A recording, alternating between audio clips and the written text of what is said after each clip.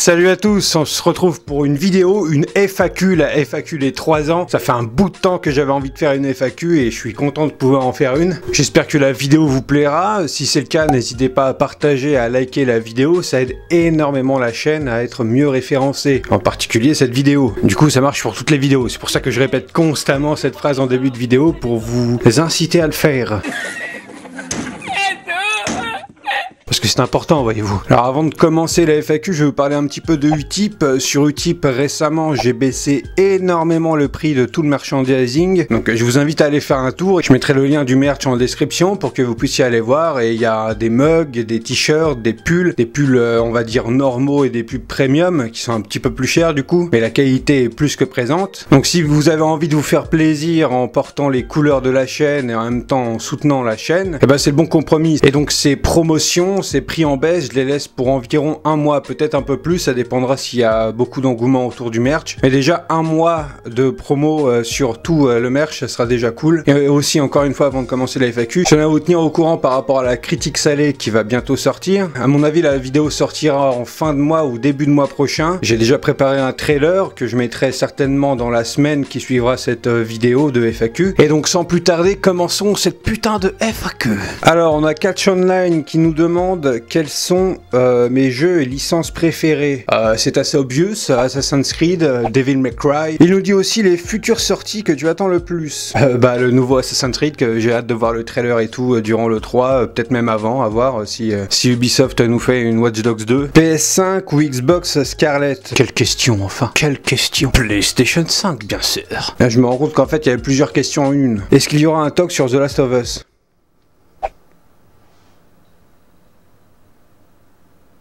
Mademoiselle Mo, combien de temps passes-tu par semaine sur la conception de tes vidéos? Ça dépend du format, ça dépend de la vidéo. Là, pour le coup, la critique salée, ça va me prendre plusieurs semaines. J'ai déjà commencé à poser au micro, j'ai déjà commencé à faire le trailer, j'ai déjà commencé à faire le début de la vidéo. L'année dernière, avec la première partie de saison 5, j'avais tout rushé en seulement 2-3 semaines, je crois, sur le mois d'août. Enfin, sur le mois de juillet et sur le mois d'août, parce que je crois que la deuxième partie de saison sortait en début août. Donc j'avais envie de sortir la vidéo sur la première partie avant que la deuxième partie sorte. Mais par exemple, la vidéo Throne of Series sur The Boys, j'ai dû mettre quoi, peut-être 3-4 jours à la faire. J'ai écrit en une journée. Ensuite il m'a fallu une journée de plus pour tout ce qui est prospection d'images, de vidéos au cas où. Et ensuite le montage, une autre petite journée, une journée et demie en plus. Et puis voilà, c'était une vidéo de moins de 10 minutes je crois, donc c'est assez rapide à ce niveau là. La durée de travail sur une vidéo varie vraiment selon le projet, ça dépend de beaucoup de choses, de beaucoup de variables. Par exemple là, en fin d'année j'ai quand même pas mal rushé des vidéos, celle de Walking Dead et celle de Star Wars en particulier.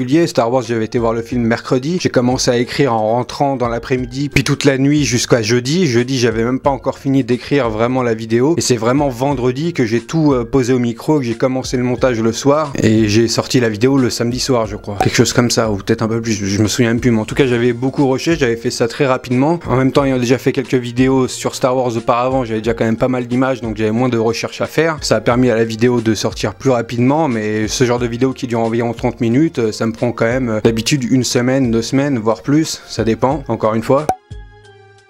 Quand je fais une vidéo d'environ 10-15 minutes, ça peut durer moins d'une semaine, et quand je tape les 30, ou là, avec la critique salée, qui va certainement faire plus de 1 heure, je tape quasiment les 1 mois. Donc ça dépend de beaucoup de choses, le temps, voilà. On a Théo qui nous dit, vas-tu arrêter de regarder Fear the Walking Dead? Certainement pas. Encore une question de Théo qui nous dit, qui sont tes vidéastes préférés?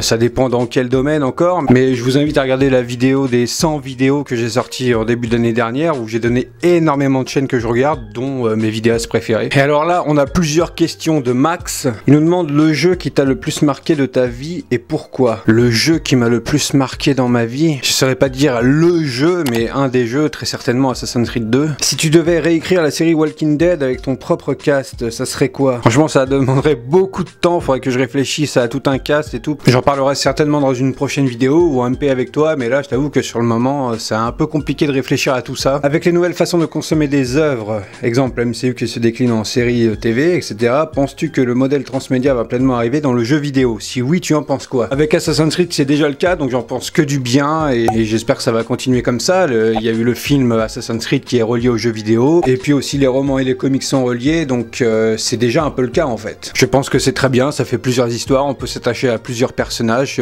plusieurs endroits où se passent les actions. Un Cray qui nous dit un animé ou une série à conseiller. Donc je vous conseille les Full Metal Alchemist, et en série, même si elle est un peu vieille, Dr House. Quelques questions que j'ai oubliées durant le tournage. On a Deadpouf qui me demande: tu as parlé de la série Andrew Bennett et de tout l'univers de manière très élogieuse. T'as pensé quoi depuis qu'Ovan ne répond plus? Bah écoute, j'ai énormément adoré. J'espère que dans l'année, je pourrai faire une vidéo un peu récapitulative de tout ce qui s'est passé depuis la série, depuis le début, pour faire une espèce de synthèse de l'univers d'Andrew, et pourquoi pas donner mon avis sur à peu près tout et théoriser pour de prochaines aventures. Le seul souci, c'est que niveau visuel, j'aurais pas beaucoup à montrer. Ce serait un peu comme une critique, analyse, un peu podcast où il y aurait pas d'image, donc c'est un peu compliqué. J'ai quand même envie qu'il y ait de l'image, donc il faudrait que je trouve un moyen de pouvoir parler de tout l'univers Andrew Bennett en ayant un maximum de visuel à montrer pour illustrer mes propos. Je sais que Superflame a fait un concours récemment pour des dessins en rapport à Andrew Bennett, donc je pourrais piocher là-dedans en mettant bien sûr dans la vidéo les pseudos des personnes qui ont fait les dessins pour pouvoir illustrer la vidéo. Donc c'est un projet à voir. C'est pas, je dis ça comme ça parce que tu m'as posé la question, mais c'est pas une vidéo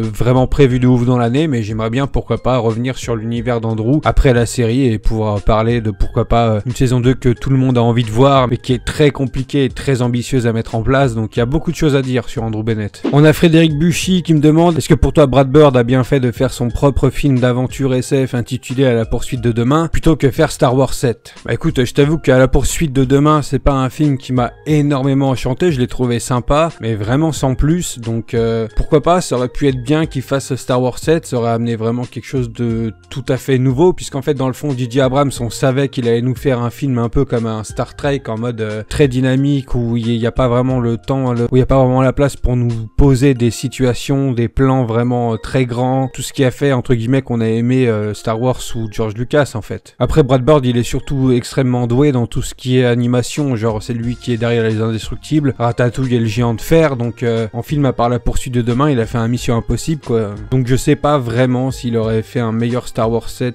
que J.J. Abrams, mais ça aurait été une bonne idée. Question de Zolt: que penses-tu de Chris dans Fear the Walking Dead? Pour ma part, c'est mon perso préféré. Qu'est-ce que tu aurais imaginé comme évolution de personnage? Bah Chris, au début je l'aimais bien, puis après en saison 2 il a commencé un petit peu à partir en couille, il m'a quand même pas mal énervé, un peu saoulé, mais en fait il était tellement perdu que finalement il est plus attachant, on a plus pitié que lui qu'autre chose en fait. Bien qu'il ait été un peu chelou avec Alicia et sa mère à la Sandia, il est parti, et son père il l'a pris sous son aile parce qu'il savait que son fils avait un souci, etc., un petit peu dans sa tête, qu'il pouvait pas forcément survivre dans un monde de zombies avec énormément de personnes. Peut-être qu'il était un petit peu dérangé le type, et finalement il se retrouve avec des gars aussi dérangés que lui et il finit par se faire tuer par eux. Donc il y a vraiment quelque chose de dramatique autour de ce personnage. Je peux pas dire que je l'adore, mais en tout cas voilà, il y a quelque chose d'assez profond dans ce personnage. J'en ai parlé sur la tier list Fear the Walking Dead de ce personnage, donc je t'invite à aller la voir si c'est pas déjà fait, mais je crois que tu l'as vu. Qu'est-ce que j'aurais imaginé comme évolution pour ce personnage? Bah ça aurait été très intéressant de le voir en saison 3. Très clairement, je pense qu'avec la famille Otto, il y aurait eu quelque chose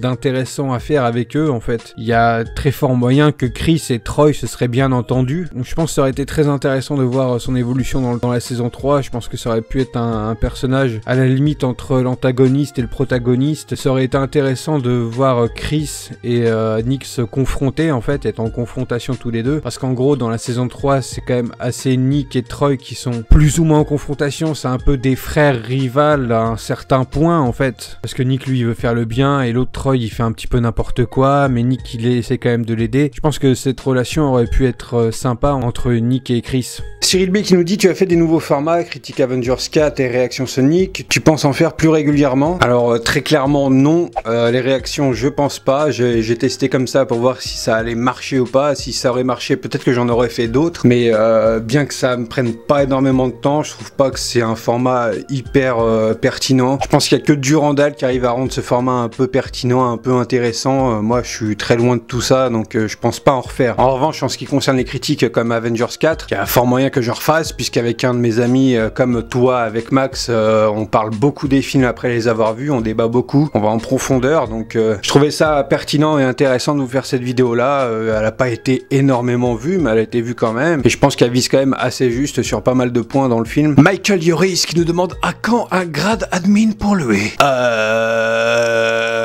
Non. Sur Twitter, Azrael qui nous demande vas-tu regarder le spin-off de The Walking Dead? Oui, bien sûr monsieur, je vais le regarder, il y aura une vidéo analyse et théorie avant que la série sorte. Mike Cantos qui nous fait des compliments et tout pour les 3 ans, merci à lui, il nous demande heureux de ton parcours j'espère? Oui, très heureux. Du coup, quels sont tes projets pour l'avenir? J'ai pas vraiment de projet de dingue pour l'avenir, ni de nouveaux concepts. L'idée c'est que vraiment ça soit les critiques salées qui soient les gros projets de la chaîne, avec les 39 games bien sûr, des 39 games qui sont un peu plus spéciales que d'autres. Par exemple le TOG sur My Friend Pedro, c'était pas un TOG ambitieux, au contraire de celui sur Death Stranding qui était vraiment un plus gros projet. Des gros projets pour l'avenir, à part des critiques salées, on peut dire si, ouais, la vidéo FMA versus Brotherhood que je compte faire cette année. Il y a aussi une vidéo sur Viking, une espèce de vidéo un peu théorie, analyse sur un thème en particulier que j'ai envie de faire depuis très longtemps, puisque Indice, ça touche la toute première vidéo de la chaîne. Alexandre Tyrell de Temeria qui nous dit à quand la fameuse vidéo Full Metal versus Full Metal Brotherhood? Eh bien, ça va arriver cette année, assurément. Je vous tiendrai au courant si ça sera durant la première partie de l'année ou dans la deuxième, mais ça va arriver, c'est sûr et certain. J'ai très envie de la faire. Maître Liliane qui nous demande Game of Thrones ou Walking Dead? Walking Dead. Pourquoi Throne of Game comme pseudo? Ce n'est pas un pseudo, c'est un nom de chaîne. Mon pseudo, c'est Tokoi.